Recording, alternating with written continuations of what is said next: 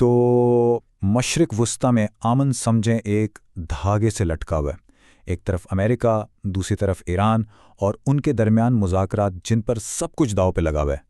یہاں ایک ذرا سی غلطی، ایک چھوٹا سا غلط قدم اور پورا خطہ جنگ کی آگ میں جل سکتا ہے۔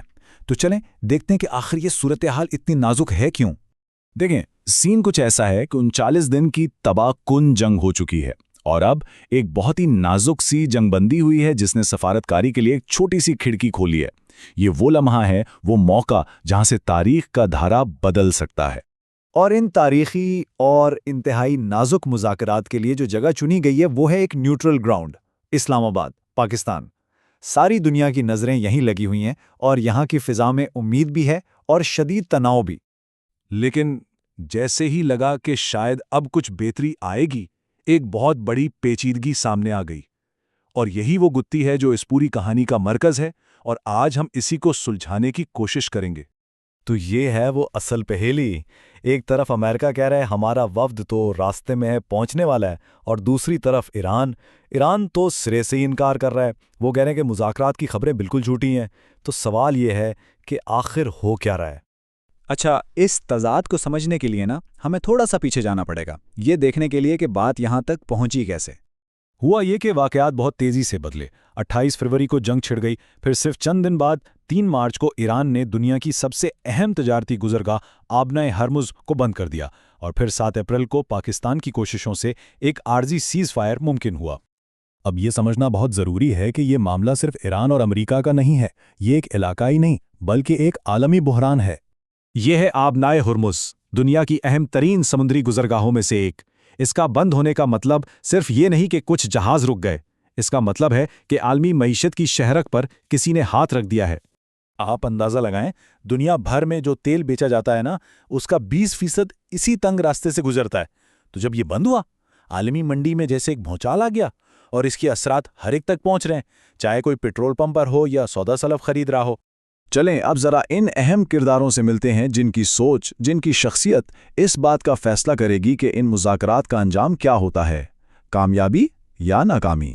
دونوں طرف آپ کو سخت موقف رکھنے والے جنگجو بھی ملیں گے، جو سمجھتے ہیں کہ فوجی کارروائی ہی حل ہے، اور ایسے عملیت پسند بھی ہیں جو سفارتکاری میں یقین رکھتے ہیں۔ یہی مکسچر، یہی امتزاج ان مذاکرات کو اور بھی زیادہ پیچیدہ بنا رہا ہے۔ امریکی نائب صدر JD وینس کو دیکھیں تو وہ ایک ایسے لیڈر ہیں جو عوامی طور پر تو سخت نظر آتے ہیں، لیکن اندر سے چاہتے ہیں کہ اس جنگ سے نکلنے کا کوئی راستہ مل جائے، ایک عملیت پسند سوچ۔ دوسری طرف جیرڈ کوشنر ہیں، ان کی شہرت ایک جنگجو کی ہے، اور اسرائیل کے لیے ان کی کھلی حمایت انہیں ایران کے لیے ایک بہت ہی متنازع شخصیت بنا دیتی ہے۔ اور ایران کی طرف سے پارلیمنٹ کے اسپیکر کولیباف، یہ ایک سخت گیر رہنما ہیں۔ ان کی منظوری کے بغیر تہران میں کوئی بھی معاہدہ، کوئی بھی ڈیل قابل قبول نہیں ہو سکتی۔ ان کا راضی ہونا لازمی ہے۔ اچھا، اب صرف شخصیات سے ہٹ کر ذرا ان گہری بنیادی وجوہات کو دیکھتے ہیں جن کی وجہ سے یہ مذاکرات ایک جگہ آ کر پھنس گئے ہیں۔ یہاں ایک بہت بنیادی مسئلہ ہے جسے ایکسپرٹس کہتے ہیں کمٹمنٹ پرابلم، یعنی عہد کا مسئلہ۔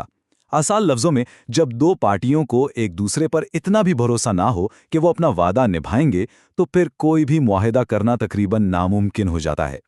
دیکھیں، یہاں 3 بڑی رکاوٹیں ہیں۔ پہلی، معلومات کی کمی، دونوں کو ایک دوسرے کے اصل ارادوں کا ٹھیک اندازہ نہیں ہے۔ دوسری، اعتماد کی شدید کمی، جو پچھلے مذاکرات کے دوران ہوئے ایک حملے نے بالکل ہی ختم کر دی۔ اور تیسری، ایران کی نیوکلیئر صلاحیت۔ یہ ایک ایسا مسئلہ ہے جسے آپ مٹا نہیں سکتے، صرف کنٹرول کر سکتے ہیں۔ اب ذرا ان بیرونی عناصر پر نظر ڈالتے ہیں، یعنی وہ لوگ جو میز پر تو نہیں ہیں لیکن کھیل پر اثر انداز ہو رہے ہیں۔ ان میں سرکاری سالس بھی ہیں، اور وہ بھی جو امن نہیں چاہتے۔ تو پاکستان میں یہ مشکل ذمہ داری کیوں لی؟ اس کی وجہ اس کے دونوں ممالک سے اچھے تعلقات ہیں، خطے میں امن کی خواہش ہے، اور ظاہر ہے اپنے معاشی مفادات بھی ہیں۔ ان کا بنیادی مقصد بڑا سادہ ہے، بس یہ یقینی بنانا کہ بات چیت کا دروازہ بند نہ ہو۔ اور یہیں پر کہانی میں ایک اور اہم کردار کی انٹری ہوتی ہے، اسرائیل۔ وہ مذاکرات کی میز پر موجود نہیں ہے، لیکن اس کے پاس اس سارے عمل کو سبوتاج کرنے کی پوری طاقت ہے۔ انہوں نے تو فوراً ہی اس جنگ بندی کو مسترد کر دیا۔ اور بس یہیں سے ہمیں اپنی شروع کی پہیلی کا جواب ملتا ہے۔ اسرائیل نے لیبنان پر حملے کیے، اور ایران نے اسی کو بہانہ بنا کر عوامی سطح پر مذاکرات سے انکار کر دیا، حالانکہ پس پردہ بات چیت جاری رکھنے کا ارادہ تھا۔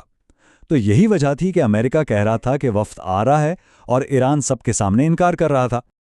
تو اب ہم گھوم پھر کر وہیں واپس آ گئے ہیں جہاں سے ہم نے شروع کیا تھا، لیکن اس بار ہمیں ان طاقتوں کی بہتر سمجھ ہے جو اس پورے کھیل کو کنٹرول کر رہی ہیں۔ تو آخر میں سوال یہ بچتا ہے، کیا امن کا فیصلہ صرف وہ لوگ کرتے ہیں جو مذاکرات کی میز پر بیٹھے ہیں، یا اصل طاقت ان کے ہاتھ میں ہوتی ہے جو اس کمرے سے باہر کھڑے ہیں؟ یہ ایک ایسا سوال ہے جو ہمیں اس پوری پیچیدہ صورتحال پر گہرائی سے سوچنے پر مجبور کرتا ہے۔